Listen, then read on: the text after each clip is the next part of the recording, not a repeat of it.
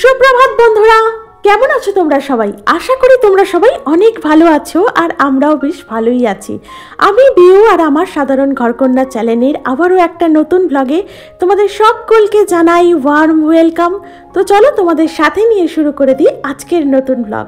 তো দেখো, সকালে ঘুম থেকে উঠে গিয়েছিলাম একটু ছাদে, একটু বাগানে, একটু হাঁটাচলা করে পায়চারি করে নিয়েছিলাম গরম গরম চা আর খেয়ে নিয়েছিলাম সবাই মিলে বসে একসাথে। তো সকালে জানো তো এই চাটা খাওয়ার না একটা মজাই আলাদা, মানে সবাই একসাথে বসে এই যে গল্প করতে করতে চা খাওয়া, এর সত্যি বলছি একটা আলাদাই অনুভূতি হয়। তো সকালে উঠেই একদম চা খাইনি, আমার যে কাজটা থাকে মানে ওই একটু কিশমিশ ভেজানো জল খাই, একটু থানকুনি পাতা খাই, তো তারপর এদিক ওদিক টুকটাক কাজ সেরে তারপর করে নিই চা। আর এখন যেহেতু শীতকাল সেহেতু আমি একাই উঠে পড়ি সকালে, আর ওরা সবাই একটু ঘুমায়, তো ওই আগে আমি ওইগুলো খেয়ে একটু টুকটাক কাজ করি, তো তার মধ্যেই ওরা উঠে পড়ে, তো তখনই করে নিই চা আর সবাই মিলে একসাথে খেতে বসে যাই। আর আজকে দেখো তোমাদের সাথে সেই সব কাজকর্মগুলো কিছুই শেয়ার করলাম না, তো যেগুলো রোজ আমি করে থাকি, মানে এই ধরো আমার সংসারের সমস্ত বার্ষিক কাজকর্মগুলো, তো এগুলো তোমরা প্রতিদিনই দেখো, তো সেই কারণে আজকে আর তোমাদের সাথে শেয়ার করলাম না। তো এখন আমার স্নান টান হয়ে গেছে আর করে নিয়েছি একটু স্কিন কেয়ার। আর আজকে জানো তো প্রচুর কাজ আছে, কারণ হচ্ছে ওই ঠাকুরের বাসনগুলো আছে সেগুলোকে ভালোভাবে মেজে ধুয়ে পরিষ্কার করে আবার যথাস্থানে রাখতে হবে, মানে আবার তুলে রাখতে হবে। ঠাকুরটা একটু পুজো করে তাকে মানে সিংহাসনে তুলে দেবো, মানে ঠাকুরকে যেখানে আমি রাখি তো সেখানটায় তুলে দেবো। তো আজকে এই সমস্ত কাজকর্মগুলো না একটু মানে অনেকটাই আছে, তো সেই কারণে আজকে তাড়াতাড়ি করে মানে বাসি কাজটা কমপ্লিট করে নিয়েই না স্নানটা সেরে নিয়েছি। আর আজকে জানো তো সেরকম মানে টিফিন করার কোনো ঝামেলাই নেই, কারণ মনের বাপি বলেছে আজকে ওই ছাতু মুড়ি খেয়ে নেবে, আর মাও ওই মুড়ি ছাতু খেয়ে নেবে। তো আমি আর মেয়ে তো দুজনে মিলে ঠিক করলাম যে আমরাও ওই ছাতু মুড়িটাই খেয়ে নেবো। তো সেই কারণে আজকে আর টিফিনটা করব না, মানে এই যে রুটি তরকারি যেটা করি তো সেইটা আর করবো না। আর সত্যি কথা বলতে কি সকালের এই টিফিনটা করতে না প্রচুর সময় চলে যায়, মানে ধরো রুটি করা তরকারি করা তো এগুলো করতেও একটু সময় চলে যায়। তো এই কাজটা যখন থাকে না তখন এই দিকের কাজগুলো না অনেকটা তাড়াতাড়ি এগিয়ে যায়। আর জানো তো বেশ কিছুক্ষণ আগে মানে স্নান টান করারও আগে আমি বেশ কয়েকটা জামা কাপড় কাচাকাচি করেছিলাম, তো সেগুলো এসে আগে ছাদে মেলে দিয়ে চলে গিয়েছিলাম। তো তারপর ঘরদোর পরিষ্কার করে নিয়ে স্নান করে নিয়ে আবারও গিয়েছিলাম ছাদে, তো যেগুলো রোজের জামা কাপড় সেগুলো ওই কেচি ধুয়ে মানে মেলে দিয়ে এসেছি ছাদে গিয়ে। আর এদিকে দেখো ছাদ থেকে নেমে চলে এসেছি ঠাকুর ঘরে আর করে নিচ্ছি মায়ের পুজো। তো আজকে একটু মাকে গোটা ফল দিয়েই পুজো দিয়ে দেবো, কারণ ওই কাটা ফল দিয়ে প্রতিদিন পুজো দিচ্ছি, আর জানো তো অনেকটা করে কাটা ফল থেকে যাচ্ছে, তো ওটা আবার ফ্রিজে তুলে দিচ্ছি, আবার পরে খাওয়া হচ্ছে। তো সেই কারণে আজকে না মাকে গোটা ফল দিয়েই পুজো দিয়েছি। তো যার যখন ইচ্ছা হবে সে তখন ওই একটা করে ফল খেয়ে নেবে, তো সেই কারণেই গোটা ফল দিয়ে আর কি পুজো দেওয়া। তো এদিকে মায়ের পুজোটাও কমপ্লিট হয়ে গেছে। তো জানো তো আজকে না ওই সন্ধে দেওয়ার মানে সন্ধ্যার আগেই ভাবছি মাকে ওই সিংহাসনে তুলে দেবো। তো তার আগে জানো তো ঠাকুরের অনেক বাসনপত্র আর কি পড়েছিল, তো সেগুলোকে মাজা ধোয়া করতে হবে বলে সমস্তটা নিচে নামিয়ে নিয়ে গেছিলাম। আর এদিকে নিচে চলে এসে টিফিনটা সেরে নিয়ে বসিয়ে দিয়েছিলাম আজকে দুপুরের রান্না। আর দেখলেই তো ডাল ফুটছিল, তো ওই মুসুরির ডাল করছিলাম একটু কাঁচা লঙ্কা চেরা দিয়ে।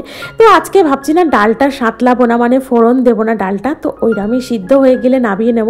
তো ওটাই না দারুণ লাগে খেতে, জানো তো গরম গরম ভাত থাকবে আর দারুণ লাগে খেতে। আর এদিকে করে নিলাম একটু বেগুন ভাজা, আর জানো তো অল্প একটু কুমড়ো ছিল, তো ওটা যদি আবার রেখে দিই তো ওটা দেখবো না পচে যাচ্ছে, তো সেই কারণে 2 পিস হয়েছে দেখো, তো মাই খাবে, মা খেতে ভালোবাসেন, তো ওই 2 পিস কুমড়ো ভাজা করে নিয়েছি। আর জানো তো একটু কি করব ভেবে উঠে পাচ্ছিলাম না, তো নিরামিষের দিনে না একটু চিন্তা হয় জানো তো যে কি রান্না করব, এমনই কিছু একটা করতে হবে যেটা মানে সবাই খায়। তো সেই কারণে একটু আলু পোস্ত করে নিলাম, দেখলাম এই খাবারটাই একমাত্র সবাই মিলে খেয়ে নেবে, কেউ বলবে না যে না খাবো না, তো সেই কারণে একটু আলু পোস্ত করে নিয়েছিলাম। আর জানো তো টমেটোটাকে না ওই পোস্তর মধ্যে একসাথে দিয়ে টমেটো কাঁচা লঙ্কা পোস্ত সমস্তটা একসাথে দিয়ে পেস্ট করে নিয়েছিলাম, আর তার মধ্যে একটু মানে হলুদ আর একটু লঙ্কার গুঁড়োও দিয়েছিলাম, আর সামান্য আর কি একটু কালার হওয়ার জন্য। তো আগের দিনে পোস্ত করেছিলাম একদম কাঁচা লঙ্কা বেটে, তো একটু কালার হয়নি, তো একদম যেন ফ্যাকাসে ফ্যাকাসে মতো হয়েছিল। তো সবাই বলছে খেতে বসে এটা কেমন একটা কালার হয়েছে, না সাদা না হলুদ, তো সেই কারণে আজকে আবার একটু অল্প করে হালকা করে করে আর কি লঙ্কার গুঁড়ো দিয়েছি। কি জানো তো, পোস্ত জিনিসটা এমনই, এর মধ্যে না বেশি হলুদও ভালো লাগে না, মানে বেশি পরিমাণে হলুদ পড়ে গেলেও ভালো লাগে না খেতে, আর বেশি পরিমাণে ঝাল হয়ে গেলেও জানো তো খেতে ভালো লাগে না। তো সেই কারণে মানে পোস্তটা না একটু মনে হয় যেন একটু ঠান্ডা মতো খাওয়ার, হালকা ফুলকা খাওয়ার আর কি। আর এদিকে করে নিয়েছিলাম একটু কুলের টক। তো আগের দিনের একটু কুলের টক ছিল জানো তো, তো সেটা আর কি ফ্রিজে আলাদাভাবে সরিয়ে রেখেছিলাম। তো সেটাই আজকেও আরেকটু কুল দিয়ে তো ওর মধ্যেই ওটা ঢেলে দিলাম, তো ঢেলে দিয়ে একসাথে ফুটিয়ে নিয়েছি। তো আজকে মোটামুটি রান্না হয়েছে ওই মুসুরির ডাল, আলু পোস্ত, বেগুন ভাজা, কুমড়ো ভাজা ছিল 2 পিস, আর এদিকে করে নিয়েছিলাম কুলের টক। আর পাশে দেখলে প্রেশার বসানো রয়েছে, ওর মধ্যে করে নিয়েছিলাম একটু মনের বাপির জন্য পেঁপে ভাতে, মানে পেঁপে সিদ্ধ আর কি। তো আমি তো ভাতটা অন্যরকমভাবে করি, তো ওইভাবে পেঁপেটা যদি আমি দিই না তাহলে না সিদ্ধ হয় না, জানো তো আমার ভাতটা অনেক তাড়াতাড়ি হয়ে যায়। গ্যাসটা একটু বাঁচানোর জন্য না আমি অনেকটা মানে আর কি সেভ করতে চাই, তো গ্যাসটা বাঁচাতে চাই, তো সেই কারণে আমি ওই প্রসেসে ভাত করি। ভাতটা একদম ঝরঝরে হয় আর খুব সুন্দর ভাত হয়, আর আমার গ্যাসটা না অনেকটা পরিমাণ সঞ্চয় হয়। আর এদিকে দেখো আমার রান্নাবান্না একদম শেষ হয়ে গেছে, মানে এবেলার মতো অবশ্যই, ওবেলা তো আছেই, ওবেলা দেখা যাক কি হয়। তো আর করে মানে গ্যাস চিমনিটাও পরিষ্কার করে নিয়েছিলাম, আর তারপর দুপুরবেলা লাঞ্চ টাঞ্চ সেরে একটু সামান্য রেস্ট নিয়ে চলে এসেছি ছাদে। আর ছাদে দেখছো তো একটু আসতে দেরি হয়েছে, মানে ধরো এখন বাজে বিকাল 5টা, তো দেখছি না হালকা হালকা মতো অন্ধকার মতো হয়ে আসছে। তো যাই হোক, আমাদের এখন তো অনেকটাই লেটে আর কি, মানে অনেকটাই দেরিতে প্রার্থনার টাইমটা। তো এখন আমাদের ফেব্রুয়ারি মাসে প্রার্থনার টাইম হচ্ছে 5টা 26-এ। তো এখন ওই ঘড়ির কাঁটায় বাজে 5টা, তার মধ্যে এই ছাদের মেলা জামা কাপড়গুলো তুলে নিয়ে গিয়ে গুছিয়ে যথাস্থানে রাখবো, প্লাস একটু কাপড়টা চেঞ্জ করব, তারপর বসে যাবো আজকের সন্ধ্যার প্রার্থনায়। আর সকালে ঠাকুরকে পুজো টুজো দিয়ে নেওয়ার বেশ কিছুক্ষণ পর আবার এসেছিলাম ওপরে। তো ওপরে এসে আমাদের মাকে মানে মা সরস্বতীকে আবার তার যথাস্থানে তাকে বসিয়ে দিয়েছিলাম। আর এদিকে ঠাকুরের বললাম না অনেক বাসনপত্র ছিল, সেগুলো মাজা ধোয়া করতে হবে, তো সেগুলোও মেজে ধুয়ে নিয়েছিলাম। আর এদিকে সিংহাসনটাও ভালোভাবে পরিষ্কার করে নিয়েছিলাম। সিংহাসনটা বলতে যেটাতে মাকে বসিয়ে আর কি পুজো টুজো করা হয়েছিল, তো সেগুলোও গোছগাছ করে রেখেছি। আর জানো তো ফুল, তারপরে ঘটের জল, আরও বেলপাতা টেলপাতা যা সব ছিল আর কি পুজো করার সমস্ত কিছু, আর ফুল বেলপাতাগুলো, তো সেগুলোকে জানো তো সময় করে দিয়ে আসতে হবে গঙ্গার জলে। আর এখন তোমাদের সাথে দেখা হচ্ছে একদম সেই রাত এখন 9টা বাজে। তো এই ডিনারের তোড়জোড় মানে রুটি তরকারি করব, তো সেই সময়টা তোমাদের সঙ্গে দেখা হচ্ছে আবার।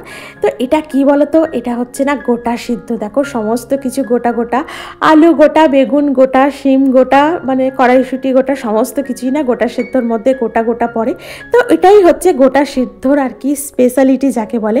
আর আমাদের মানে গোটা সেদ্ধ জানো তো একদম সেদ্ধ নয়, এর মধ্যে বিভিন্ন ধরনের মশলা দিয়ে থাকে আমার মা। তো ভাই এসে দিয়ে গেছে বলেই খেতে পেলাম, জানো তো এবছরে তো যাইনি। তো আমি যখনই যেতে পারি না, আমার ভাই এসে আমাকে এই গোটা সেদ্ধটা দিয়ে যায়। তো এবছরেও যথারীতি ও ভাই আর ভাইয়ের বউ দুজনে মিলেই এসেছিল, তো এসে আমাকে এই গোটা সেদ্ধটা দিয়ে গেছে। আর সত্যি বলতে কি, মায়ের হাতের এই গোটা সেদ্ধটা না খেতে মানে একদম সবার থেকে আলাদা লাগে। আর যাই হোক, ছোটো থেকে তো খেয়েছি, আর এখন আমার শ্বশুরবাড়িতে এই জিনিসটা নেই, তো প্রচণ্ড পরিমাণে মিস করি জানো তো। তো যাই হোক, ওরা দুজনে এসে দিয়ে গেছিলো, তাই না মানে মনটা খুব ভালো হয়ে গেল গোটা সিদ্ধটা খেয়ে। আর এটা জানো তো একটু ফ্রিজে তুলে রেখেছিলাম, তো আমি না একটু রয়ে সয়ে খাই, যেহেতু আমি খেতে খুব ভালোবাসি, তো সেই কারণে সেদিনে তো খেয়েছি, আবার একটু ফ্রিজে সরিয়ে রেখেছিলাম, যেটা আজকে খেয়ে নেবো রাতের রুটির সাথে। আর এদিকে দেখো রুটি টুটি করবো বলে আটা ফাটাটাও মেখে নিচ্ছি। আর এদিকে আটাটা জানো তো যত ভালোভাবে ঠেসা হবে, মানে আটাটা জল দিয়ে যত ভালো করে মাখা হবে, তো রুটি তত ভালো হবে জানো তো। মানে রুটি ভালো করার মানে ভালো নরম তুলতুলে করার একটাই ট্রিক, সেটা হচ্ছে জল দিয়ে ভালোভাবে আটাটাকে মেখে নরম করতে হবে। মানে শক্ত আটায় রুটি একদমই ভালো হয় না, মানে যেটা আমার অভিজ্ঞতা, এতদিনের অভিজ্ঞতা, সেটাই তোমাদের সাথে শেয়ার করছি। তো দেখো আমি না রুটির লেচি না এই সাইজটাই রাখি, কারণ আমার একদম ছোট ছোট রুটি একদম নিজের পছন্দ নয় প্রথমত, আর দ্বিতীয়ত হচ্ছে বাড়ির সবাই ওই 2টো কি 3টে করে রুটি খায়, তার মধ্যে যদি ছোট্ট লেচি করি তো এটা কেমনই লাগে জানো। তো সেই কারণে আমি একটু বড় সাইজেরই লেচিটা করি জানো তো। তো যাই হোক, 2টো একটা করে তো খাবে, তো সেই কারণে একটু বড় করি। আর যেহেতু রুটির লেচিটা একটু বড় সাইজের করি, তো সেই কারণে আমি না রুটিটা বেশ ছড়িয়ে বড় করে বেলি, যাতে রুটিটা একটু পাতলা মতো হয়। তো একটু পাতলা হলে না মানে নরম হলে বেশ রুমালের মতো একদম একদম নরম নরম হয়। আর এই কারণেই হচ্ছে রুটিটা আর কি পাতলা করে বেশ বড় করে বেলা। আর দেখো রুটিটা বেশ নরম হচ্ছে, আর সবকটা রুটি মোটামুটি ভালোই ফোলে জানো তো। আমার ওই একটা দুটো রুটি মানে যেটা হয়তো ওই খুন্তির খোঁচা লেগে হয়তো একটুখানি ফুটো হয়ে গেল, তো সেটাই দেখি গ্যাসের ওপরে দিলে মানে কি আগুনে দিলে সেটা আর কি ফুলতে চায় না, ওই হাওয়াটা বেরিয়ে যায় বলে। তো না হলে আমার বাদবাকি মোটামুটি সমস্ত রুটি বেশ একদম টোপরের মতো ফুলে ফুলে ওঠে।